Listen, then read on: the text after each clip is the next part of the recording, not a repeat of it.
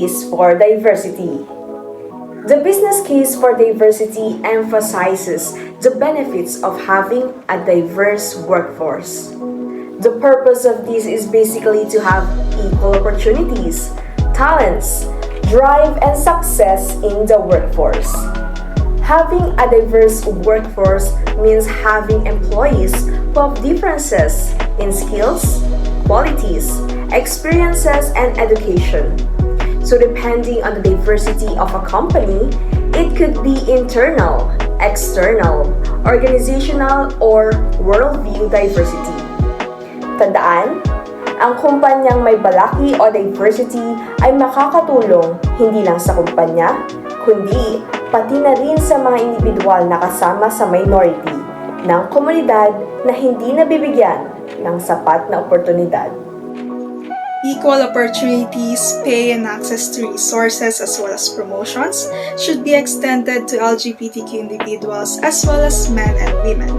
Employers are not allowed to set age restrictions for employment unless it is necessary for the product that they are selling. If a disability has no negative impact on the company's output or revenues, then PWD employees must be paid equally. Mas nagiging epektibo ang pagtrabaho at takbo ng isang kumpanya kapag iba-iba ang kasarian ng mga empleyado dahil magkakaroon ng iba't ibang pananaw at karanasan na maaaring makatulong sa paglago ng isang kumpanya. In our world today, inequality persists, affecting millions of people. But there's still hope as we can address these patterns of inequality through comprehensive solutions. First is through policy reforms, by implementing fair economic policies like progressive taxation and ensuring equal access to education and other essentials. Next is by strengthening laws against discrimination and promoting diversity to create inclusive environments where everyone feels valued. For community empowerment, supporting people's effort empowers marginalized communities to drive change. And lastly, through cultural and social change, by challenging stereotypes and promoting diversity fosters an inclusive society. By collaborating across these sectors, we can build a more just and equitable future for all. Continuing patterns of inequality are based on a variety of sources. Sociologists define and measure social class, race, and ethnicity, and gender. For example, importantly, tututunan ng mga students kung paano ito makaka-apekto sa pag-access ng bawat isa sa mga sources at opportunities dahil sa inequality. And a key aspect of the study of social stratification is an understanding of how these patterns of inequality are maintained and challenged. Resources and opportunities are connected to a larger pattern of power and privilege in a given society.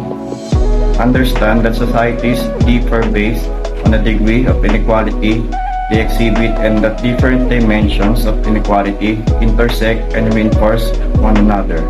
Individual experience, viewpoints, and values significantly influence how diversity is perceived, while some view diversity as enriching workplace and communities. Others may see it as challenging, leading to miscommunications or disputes.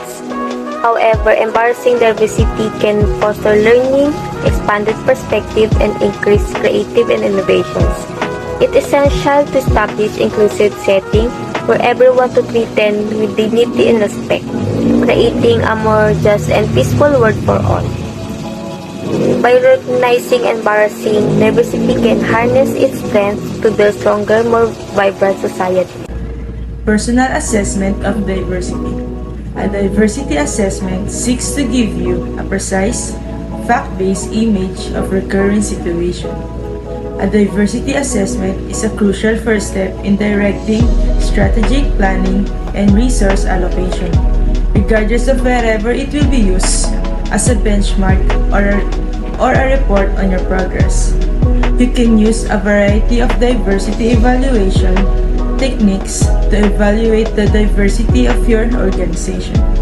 For instance, anonymous surveys let you get in touch with individual team members and ask them all about aspects of their job happiness without worrying about facing reprisals.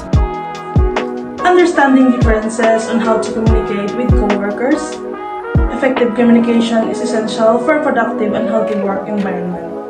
especially when dealing with coworkers who share resources and duties. However, there are ways to effectively communicate with your coworkers. First, you must have solid communication skills which include both nonverbal and verbal communication. Second, your body language has a big impact on verbal communication perception.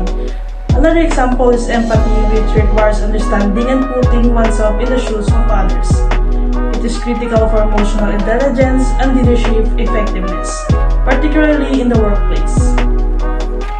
Ang epektibong komunikasyon ay mahalaga para sa isang produktibong kapaligiran sa trabaho na may mga kasanayan, pandiwa at di-verbal, wika ng katawan at empatiya ang susi. Empathy leads to more effective workplace interaction and improved job performance. Also, conflict management and involved solving issues between individuals and miscommunication can lead to conflict, causing negativity and reducing productivity. And also, effective leadership involves motivating and encouraging others' requirements. Confidence and self-awareness is also listening involves paying attention, understanding and other views, and responding truthfully and being attentive to reduce failure. Pay attention can lead poor communication, and understanding how to engage with others can boost your job performance, productivity, and enjoyment. You also get to from long-term relationship, both of workplace outside of work. Racial and gender diversity. The team is tasked with developing a product for a national market. That's tough to do it on the next level. There's a lack of gender and racial diversity. Work experience. This is particularly an issue in large firms that have very structured career tracks. Location background. Different groups from different geographic areas are important even if everyone is from the same country. Benefits of diversity in the workplace. Studies have shown that groups of people that are diverse in gender, race, age perform better, make better decisions, and experience more probability. Improve decision making. When teams consist of diverse individuals, decision making process are enriched. Enhance problem solving. Diverse team can effectively tackle complex problems. Expanded market reach. When employees reflect the diversity of customers, they can offer insights into different cultural preferences, needs, and expectations, leading to improved products, services, and customers' experiences. Fostering diversity long-term. Whether it's a unique upbringing, educational background, way of thinking, or perspective on the world, we all bringing our own strengths to the table. Ngunit depende sa sitwasyon, maaari kang laging makahanap ng isang paraan upang mapataas ang antas ng pagkakaiba sa isang koponan, sa isang desisyon, sa isang pagpaplano o sa isang pag-uusap. What is diversity in the workplace? The definition of diversity in the workplace goes farther than having representation from different races. Focusing on just one characteristic can quickly begin to seem false. In fact, it may further isolate members of the community, lalo na kapag ang pagkakaiba-iba nito ay naiisip lamang bilang isa mababaw na pagkakakalimutan. Why diversity is so important? The data show that diversity is good for business. The truth is a little more complicated. Diversity is good for business when the organization knows how to truly embrace value and gamitin ang pagkakaiba-iba sa pamumuno neto. Ways to promote diversity and inclusion. Hiring practices.